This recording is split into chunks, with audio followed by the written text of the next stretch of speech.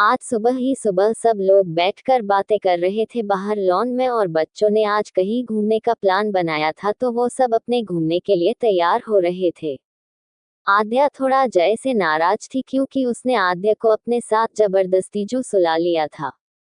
अभी सब लोग बातें कर रहे थे। जय भी अभी अर्पिता के बच्चों के साथ बातें कर रहा था, उनके साथ खेल रहा था। आद्या वही दूसरी तरफ अपनी बहन के साथ बैठकर बातें कर रही थी अपने बच्चों के साथ। जय को खेलता देख अर्पिता बोली, आद्या सामने देख, जय कितने प्यार से बच्चों के साथ बात कर रहा है।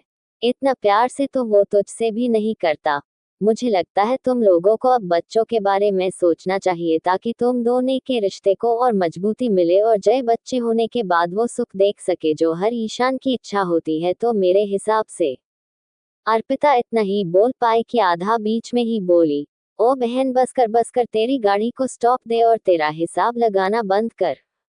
मतलब प्रॉब्लम क्या है तुम लोगों की? कोई शादीशुदा जोड़े की जिंदगी में बस यही एक काम रह जाता है, ले दे के।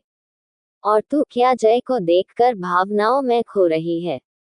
तेरा मन नहीं भरा क्या बच्चों से जो अब मुझे और उसी रास्ते पे जल्दी चलने का बोलकर मेरी मार्गदर्शिका बन रही है? और मेरी अभी बच्चे जैसी बीमारी लेने का कोई विचार नहीं है तो तू तेरी ये सलाह फिलहाल अपने पास रख। आद्या मुंह बनाकर बोली। वो लोग बातें कर ही रहे थे कि जय को किसी का फोन आया। वो बात करने लगा, फोन ले और बात करते करते उसके चेहरे के एक्सप्रेशन बदलने लगे। उसके चेहरे पे आते भावों को आद्या अच्छे से देख रही थी। उसको जय थोड़ा परेशान दिखा। वो आसपास देखे बिना उठकर जय के पास गई। काफी देर बाद जय ने फोन काटा और उसके चेहरे पे इस टाइम गुस्से के भाव थे। उसके गुस्से के भाव उसको आंखों में साफ दिख रहे थे। आद्या उसको देखकर हिम्मत करके बोली, क्या हुआ जय, सब ठीक है ना? मृत्युंजय ने आद्या की बात का कोई जवाब दिए बगैर वहां से आगे बढ़ गया और वो सीधा सुनील के पास गया और आवाज देकर प्रतीक को भी बुला लिया। मृत्युंजय के इस तरह से सबके बीच से सुनील और प्रतीक के बुलाने से सब लोग थोड़ा चिंतित होकर बोले, क्या हुआ जय, सब ठीक है ना? जय ने सुनील की तरफ देखकर कहा, आपने सारे अकाउंट संभाल रखे हैं ना कंपनी के? काम की बात आते ही सुनील थोड़ा सीरियस होकर बोला, जी मैं हो देखता हूँ सारे अकाउंट, पर क्या हुआ अचानक से आप क्यों पूछ रहे हैं? मृत्युंजय ने सुनील के सवाल को पूरी तरह इग्नोर करके प्रतीक से पूछा, और आप मैनेजमेंट और अकाउंट दोनों देखते हो ना? दोनों से एक ही सवाल सुनकर सभी घर वाले चिंता में आ गए और थोड़े परेशान होकर बोले, क्या हुआ है, सब ठीक है ना? मृत्युंजय ने सबकी ओर देखा, फिर सर्द लहजे में बोला, हमें अभी निकलना होगा मुंबई के लिए, जाकर सभी रेडी हो। जोर और प्रतीक आप और सुनील दोनों, आप दोनों थोड़ा फास्ट, हमको सीधा ऑफिस जाना है, टाइम कम है अपने पास, जल्दी करो। मृत्युंजय की ऐसी बात सुनकर सबका दिमाग शांत हो गया था। तभी दादू ने आगे आकर कहा, जय कुछ बताओगे, आखिर हुआ क्या है और आप तीनों सीधे ऑफिस क्यों जाओगे? जय के आदेश को सुनकर किसी की कुछ भी समझ नहीं आया और प्रतीक को भी कुछ समझ नहीं आया। तब प्रतीक थोड़ा परेशान होकर बोला। मृत्युंजय ने दादू को देखा और सर्द लहजे में बोला, ऑफिस में कुछ बड़ी प्रॉब्लम हो गई है जिसकी वजह अभी वहां जाकर ही पता लगेगा, इसलिए हमको जल्दी निकला होगा। मृत्युंजय इतना कह के बिना एक पल रुके वहां से चला गया। मृत्युंजय के जाते ही सब लोग अपना अपना सामान पैक करने लगे और जाने की तैयारी करने लगे। जय अपने रूम में आकर चेंज करता है। चूंकि वो लोग सीधा ऑफिस जाने वाले थे, इसलिए मृत्युंजय ने अपने कपड़े चेंज करने के लिए अपने कपड़े उतारे और दूसरे पहनने लगा। मृत्युंजय कपड़े पहनकर रेडी हो गया तभी वहां आद्या आई। वो थोड़ा रुककर बोली, क्या हुआ है जय, सब ठीक है ना? मेरा मतलब आप जीजू और भैया दोनों को साथ ले जा रहे हो और किसी को बताया भी नहीं ठीक से? कुछ गड़बड़ है क्या? जल्दी ही पता चल जाएगा, तुमको ज्यादा सोचने की जरूरत नहीं है। मृत्युंजय में अपना लैपटॉप अपने बैग में रखता हुए कहा।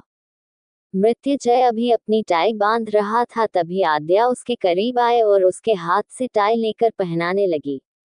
जय ने भी आराम से तैर बंधवा लो थी। दोनों ही एक दूजे के सामने थे, दोनों के दिल बहुत पास थे। आद्या बहुत देर तक जय को देखती रही, इस आस में कि कुछ बोलेगा, पर जय चुप था। जय कुछ नहीं बोला। आद्या ने उसे परेशान देख बहुत प्यार से अपने तकने को थोड़ा ऊंचा उठाया और आगे से आधा ने अपने होठों को जय के होठों पे रख दिया। जय इस छुआ से अपनी आंखें बंद कर लेता है। आद्या काफी देर तक किस करती रही। आद्या उससे किस करके दूर हुई और सर्द नजरों से उसे देखने लगी। जय हल्के से मुस्कुरा कर बोला, ऑफिस में अकाउंट के साथ थोड़ी छेड़छाड़ हुई है और कुछ थोड़ी सी चीजें और हुई है, तो उन्हीं के बारे में हम तीनों बात करने वाले हैं मीटिंग में। और डरने की जरूरत नहीं, ये सब मैं सुनील जी और प्रतीक जी दोनों के साथ मिलकर पता करूंगा, इसलिए साथ ले जा रहा हूँ। चिंता मत करो, इन दोनों पे खुद से ज्यादा भरोसा है, इसलिए मेरे अकाउंट्स उनकी निगरानी में है तो वो मेरी हेल्प करेंगे। आधा की आंखों में आंसू आ गए। वो रोते हुए जय के सीने से लग गई। जय ने प्यार से उसके सिर पे हाथ फेरा और खुद से दूर करके बोला, अभी जाता हूँ, तुम जाकर अपना सामान रेडी रखना, जल्दी लेने आऊंगा। इतना बोल जय आद्या के माथे पे किस करके तेजी से वहां से निकल गया। जय के जाते ही आद्या रूम से बाहर आए और सोनम भाभी और अर्पिता को बोली, ऑफिस में कुछ जरूरी काम आ गया है, इसलिए उन तीनों को जाना पड़ा। और वैसे भी हम लोग भी काफी दिन रुक लिए यहाँ, तो सबको अब वापस निकला चाहिए। आद्या उनके पास से आए और वापस अपना सामान पैक करके अपने रूम में आ गई। 1-2 घंटे बाद सब लोग जाने के लिए रेडी हो गए थे। आद्या के बाबा ने उसे दादी और दादू के साथ जाने को बोला, पर दादी के मना करने पर वो अपने माँ बाबा के साथ ही आई। सब लोग लोनावला से मुंबई के लिए निकल गए थे। आद्या अपने घर आ गई थी और बाकी उधर राठौर हाउस में भी सब लोग अपने अपने रूम में रेस्ट करने चले गए थे। शाम के 5 बज गए थे। मृत्युंजय और प्रतीक और सुनील को कम करते हुए फाइनली उनका काम हो गया था, और जो अकाउंट से रिलेटेड प्रॉब्लम आ रही थी उसको मृत्युंजय ने पूरी तरह प्रतीक को दे दिया, जिससे मृत्युंजय की कंपनी के कई दूसरे एम्प्लॉय बुरी तरह चीड़ गए, पर मृत्युंजय के आगे कुछ नहीं बोले। मृत्युंजय शाम के 6 बजे फ्री हुआ। वो प्रतीक से बोला, बाकी काम कल करते हैं और कुछ जरूरी मीटिंग्स है जो हम कल करेंगे, अभी चलना चाहिए। वैसे भी आद्या भी वही है तो मैं उसे लेता हुआ राठौर हाउस जाऊंगा।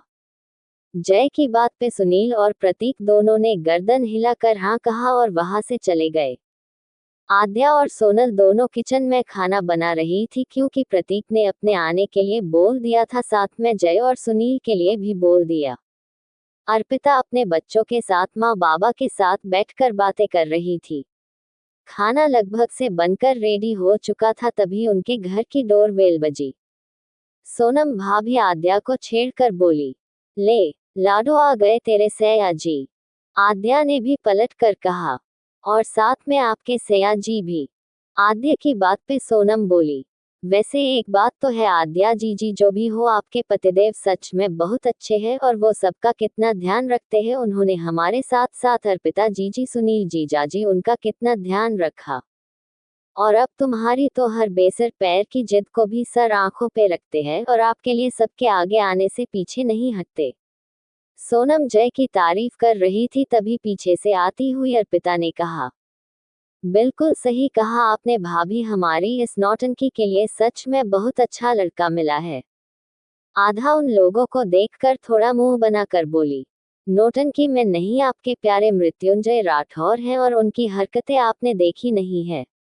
एक पल भी चैन से नहीं रहने देते, जब पास होते हैं और जब रात को आते हैं तो रात भर मुझे शांति से नहीं सोने देते।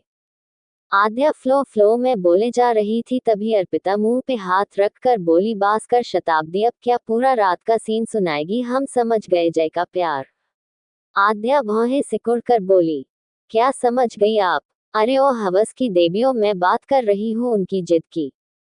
जब उनको ऑफिस का काम करना होता है तो पूरी रात लाइट ऑन रखते हैं, इसलिए मैं ठीक से नहीं सो पाती, और दिन में जब साथ होते हैं तो अपनी मीटिंग की वजह से बात करने के चक्कर में शांति से नहीं बैठने देते हैं। ये कहना चाह रही थी, पर आप लोगों के दिमाग में सिवाय हवस के कुछ नहीं है। हबशी औरत कही कि आद्या मुंह टेढ़ा करके बोली और अपने बाल झटकते हुए वहां से चली गई। सोनम और अर्पिता दोनों का मुंह खुल्ला का कुल्ला रह गया। वही गेट पे खड़ा हुआ सुनील हंसते हुए अंदर आया, बहुत बढ़िया आदू, आज भी आप दोनों की बैंड बाजा गई। वैसे तो मैं पानी लेने आया था, पर आप लोगों की बातें सुनकर अपने आप को रोक लिया और आधा की बातें सुनकर हंसी नहीं रोक पाया। पर जो भी है यार, ये सच है, आज आद्या और जय की वजह से ही हम लोग अपनी लाइफ बहुत ज्यादा अच्छे तरीके से जी रहे हैं, वरना तो आज भी मैं वही थोड़ी सी सैलरी वाली नौकरी से काम चला रहा होता। ये सब जय की ही मेहरबानी है, वरना तो लोग अपने भाई को नहीं मौका देते। यहाँ तो जय ने प्रतीक के साथ साथ मेरी भी लाइफ सेट कर दी है। सुनील की बात सुनकर सोनम बोली, बड़े जीजाजी, अब जिनकी इतनी तारीफ हो रही है उनके लिए पानी तो पिलाए, वरना कहीं ये न लगे उनको कि हम लोग इनका ध्यान नहीं रखते। सुनील बोला, बिल्कुल सही, जल्दी पानी लेके जाओ। आद्या किचन से निकलकर हाल से होते हुए रूम की तरफ जा रही थी, तभी उसकी नजर अपने बाबा के आगे बैठे हुए जय से मिली। जय उसे हल्की से नजर से देखता है। आद्या यहाँ कितना शर्माती है, जय उसको देख